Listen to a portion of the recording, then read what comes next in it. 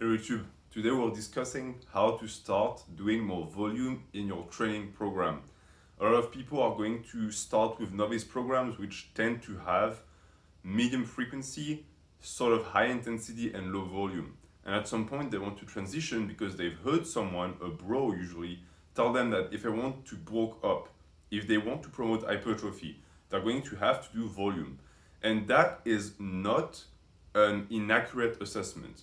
It's actually quite true. The issue is that they tend to not understand what volume means. And they do something that should never be done, which is they throw way too much reps and sets at the body when it's not prepared yet. And usually, what ends up happening with these people is they either get no results, or they don't recover from it, or they get snapped up. And in each case, they're going to blame the increase of volume. The issue is not the increase of volume, it's the drastic peak of volume within the training program that caused the issues. And it's also the way the volume was programmed. There's a lot of factors in this. You see, not every volume is born equal. And you're going to quickly find that when it comes to building size, you're going to want to stay within certain rep ranges that promote certain intensity windows. But you can't just jump into them because you're not used to them yet. Especially if you basically ran a ton of 3x5s and 5x5s. These still do represent a good chunk of volume, right? A 5x5 is still a tonnage of 25 with good weight, should be difficult weight. But if you look at the totality of a program that is going to promote high volume, you're going to find that those rep ranges are not going to be just on one or two exercises. They're going to be spread. They are going to be spread throughout the entire program, and that's where you start finding the difficulties in it because it's a completely different beast between doing a 5x5 on the bench, the squat, or doing the 5x5 on a bunch of variations, accessories, etc. That quickly adds up. And when you look at the way most novices do that, they jump from, as I said, something that had barely any volume to something that has way too much. And the truth is that there should have been a middle ground at some point. The middle ground could either be a bridge, so a program in between that helps you get used to the volume, or it could be also a rearrangement of the novice program's philosophy. Because there is no reason why novice programs couldn't be pushing the volume a little bit as well. Novices are not made of sugar, they can handle it. And that would facilitate the transition. You can also assess the opposite direction of the spectrum and say that a ton of programs that promote volume tend to be way too much. And it's way too much even for people who usually have the ability to handle high volume, because it's going to be volume programmed in ways that might overtax certain body parts, disregard mechanical failure and potential tendon pain that it causes, not really pay attention to the recovery aspects of things, and all of that is going to be combined to create a disaster. And that disaster is going to be that the novice, the trainee, is going to start developing resentment towards volume. And they might even start thinking that volume doesn't work, that volume doesn't matter. That's, as I said at the start, a misunderstanding of what volume is, because volume cannot exist without intensity and frequency. You see, if someone tells you I do high volume training, what are they exactly telling you? That they're doing a bunch of sets and reps, okay? But if these don't take place in relevant intensity window, what they're doing is they're doing a lot of junk volume. So these people might kill themselves in the gym, they might get out of breath, they might get an insane pump that's very painful, but they're not going to grow as much as they would like, or they're not going to promote in strength as much as they would like. And they're going to ask themselves, why? I've been doing volume, so why? Or because they fell for the volume meme. And the intensity meme also exists. It's misapplication of programming principles based on what I would call an imaginary notion of them. Doing, I don't know, 3 or 4 sets of 30 reps on squats, that's super high volume. Is that going to be beneficial? No. Doing a 10 by 10 on squats, that's going to represent a tonnage of 100. That's immense. Is that beneficial? Again, no. All of these are taking it to the extreme. And those people fall for that because they end up following preconceived, pre-crafted volume programs. You don't want that.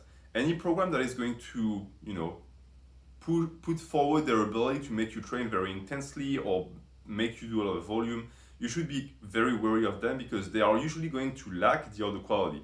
So high intensity programs, for example, tend to lack volume.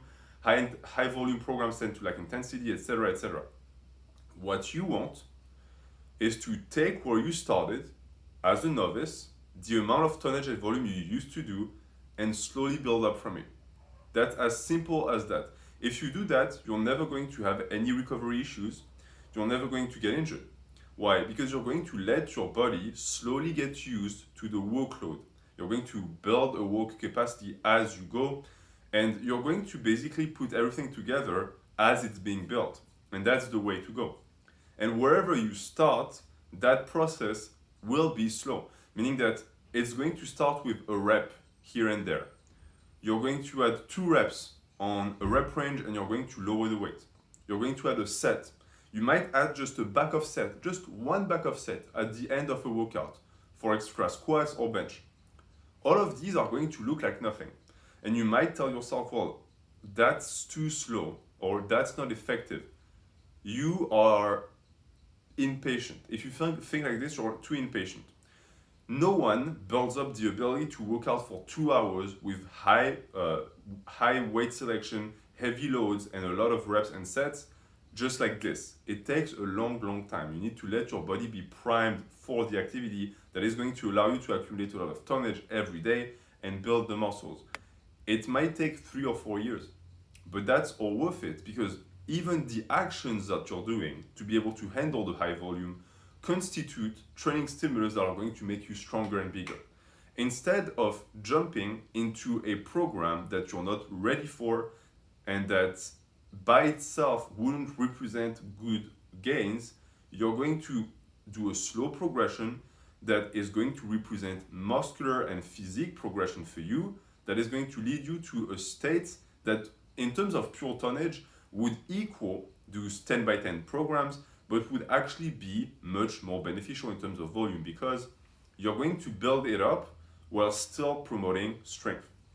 And you promote strength how? By respecting certain rep ranges and by understanding that some of them tend to not be efficient across the board.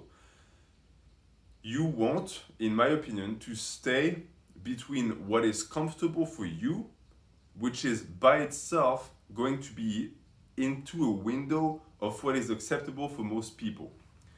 Meaning what? I truly believe that most people who train for bodybuilding should stay between the 2 reps to 15 reps window, right? That's your striking zone, okay? 1 rep, I'll make a video about it. It's not the best for hypertrophy for multiple reasons. And more than 15 reps, you start getting into the junk volume problem where muscular endurance is not going to be the limiting factor anymore. Within that window, you're going to still have the ability to modify it because you might feel more comfortable with higher rep ranges or lower rep ranges. And that might change from lift to lift. That's okay. It's okay to have your own prerequisites and specificities for each lift. But it's most likely going to take place within that window. And you're going to also realize that within the window, you're going to you yourself select a range. That's an evolving rep range. And if you want to know more about that, go into the playlist.